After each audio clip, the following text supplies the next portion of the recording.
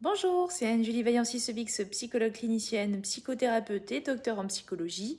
Et je vais vous parler aujourd'hui des faux pas à éviter dans la pratique de la cohérence cardiaque. Si on se connaît déjà, on en a déjà forcément parlé dans le cadre d'un travail psychothérapeutique ou même dans un groupe. Si on ne se connaît pas encore, alors je vous invite à aller regarder les autres vidéos que j'ai pu faire à ce sujet sur la cohérence cardiaque. Il existe également des ouvrages de référence à ce sujet pour tout connaître. Passons directement à la pratique. Je rappelle, pour être optimale, la cohérence cardiaque doit se pratiquer, vous vous en rappelez, 3 fois par jour, à raison de 5 minutes. Ça suffit. Évidemment, on me pose souvent la question, mais est-ce qu'on peut faire plus? Eh oui, évidemment, si vous sentez que ça vous fait du bien, il est tout à fait possible de faire plus que 3 fois par jour et plus que 5 minutes. Dans les écueils, déjà tout de suite à oublier et laisser de côté, c'est votre tenue vestimentaire. Oui, ça paraît étrange, mais tenter de respirer alors que vous êtes serré dans un jean ou dans un pantalon inconfortable, ça ne va pas fonctionner. Donc dans un premier temps, votre confort vestimentaire et installez-vous toujours confortablement pour pratiquer la cohérence cardiaque. Autre question qu'on me pose souvent, est-ce qu'il faut forcément que je sois dans le calme et tout seul à la maison sans les enfants pour pouvoir pratiquer la cohérence cardiaque? Bah bien sûr que non en fait. Vous allez vous adapter et surtout vous allez faire en fonction de vos besoins et de ce que vous jugez le plus utile et le plus important pour vous. Si vous préférez pratiquer seul à la maison, le soir ou le matin quand vous avez un temps pour vous, c'est ok. Par contre, si vous voulez pratiquer, je sais pas, sur la plage, en montagne ou dans votre voiture dans les embouteillages, pas de souci, l'important c'est de voir vraiment ce qui vous correspond le mieux. J'ai tendance à recommander une application qui est gratuite et qui fonctionne très bien, qui s'appelle Respire Relax Plus. Vous pouvez la télécharger sur votre téléphone et la mettre en place, bien évidemment. Ne vous trompez pas de mode. Le mode qui nous intéresse ici, c'est le mode apaisant.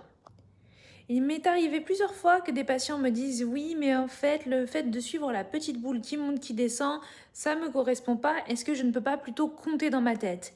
Bien évidemment, sur Respire Relax Plus, nous sommes paramétrés sur 4 secondes d'inspi et 8 secondes d'expiration. On va suivre cette fameuse boule qui monte et qui descend. Je vous le rappelle, si vous laissez votre portable en mode sonnerie, vous entendrez un petit ding à chaque fois que la boule monte ou descend. Mais si vous préférez compter dans votre tête sans l'application 4 à 8 secondes pendant 5 minutes, évidemment, ça va très bien aussi. Un des plus gros freins à la pratique de la cohérence cardiaque, comme à de nombreuses pratiques, c'est le manque de temps. On a toujours mieux à faire dans notre vie, dans notre tête, que se poser et pratiquer soit la cohérence cardiaque, soit d'autres activités, d'autres approches, comme par exemple la méditation de pleine conscience. Et bien là, en fait, il s'agit de utiliser cette ressource-là, cette approche-là, comme quelque chose de quotidien qui va faire partie de vos habitudes de vie. Donc peut-être qu'au début, il faudra se mettre un rappel, se motiver à faire cet exercice, à ne pas l'oublier. Mais petit à petit, il va devenir naturel. En tout cas, ce qui est sûr, c'est qu'il faut que vous trouviez un juste milieu parce que si ça devient uniquement une obligation de faire, c'est simplement se rajouter une autre tâche sur sa to-do list et ça, on n'en veut pas, c'est pas de cette manière-là qu'il faut pratiquer. Donc posez-vous vraiment la question de pourquoi est-ce que je veux mettre en place la cohérence cardiaque? Pourquoi est-ce que c'est important pour moi? Et quels sont les comportements proactifs que je peux mettre en place aujourd'hui pour changer mon comportement dans le quotidien avec ces toutes petites actions? Vous verrez, ça marche beaucoup mieux comme ça que de se l'imposer tous les lundis matins en disant allez, cette semaine, je fais ma cohérence cardiaque, je fais mes 2 heures de sport, je mange équilibré et puis je fais ci, je fais ça. Oula, ça fait beaucoup trop. Déjà, rien que là, on est démotivé. Et le dernier écueil, la dernière grosse difficulté pour la cohérence cardiaque, évidemment, ça va être de ne pas pratiquer ce type de respiration lorsque vous êtes épuisé et que vous vous allongez dans le lit. Pourquoi? C'est pas si grave que ça, mais vous risquez de vous endormir. Et ce que je dis à chaque fois à mes patients, c'est que si vous vous endormez, c'est très bien pour vous, vous vous reposez, mais n'empêche que vous ne faites pas mon exercice.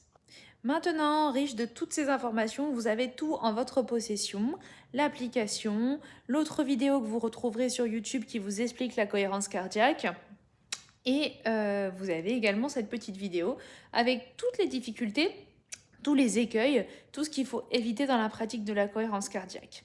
Maintenant, ça suffit, j'arrête de parler et on passe à la pratique. Il ne vous reste plus qu'à ouvrir votre application, vous poser dans un coin, vous poser quelque part où vous vous sentez bien et à pratiquer. Bonne pratique et à bientôt.